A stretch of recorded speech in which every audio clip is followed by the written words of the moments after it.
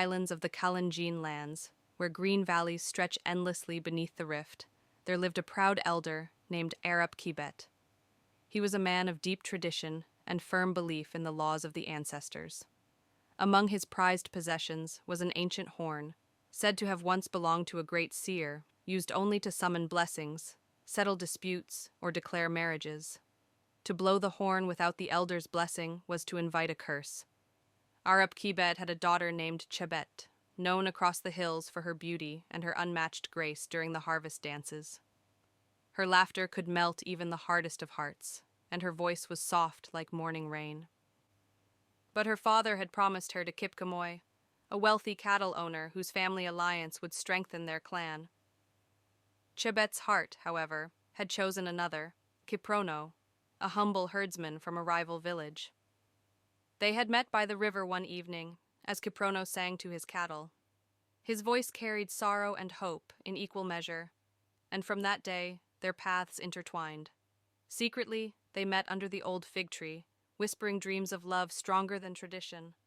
When the news of their forbidden love reached Arab Kibet, rage filled his chest. He summoned the council of elders and declared that his daughter had brought shame to his lineage.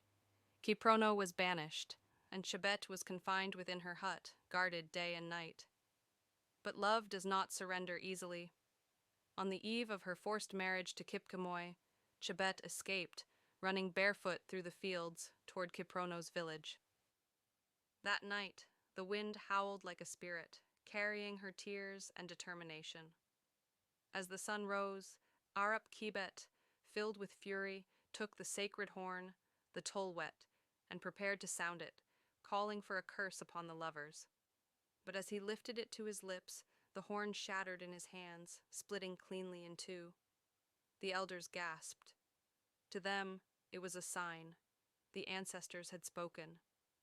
Days later, Arab Kibet journeyed alone to the river where Chebet and Kiprono had first met. There, he found them together, tired but unbroken. In that moment, he saw not rebellion, but love pure enough to defy fear. His heart softened. He raised his hands to the sky and spoke, his voice trembling. If the horn is broken, perhaps it is time our hearts learned to mend.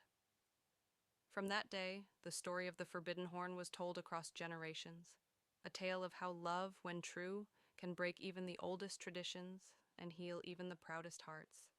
And as the wind sweeps over the Kalenjin plains, it is said that sometimes, just before dawn, you can hear the faint echo of a horn, not of war or anger, but of forgiveness and love reborn.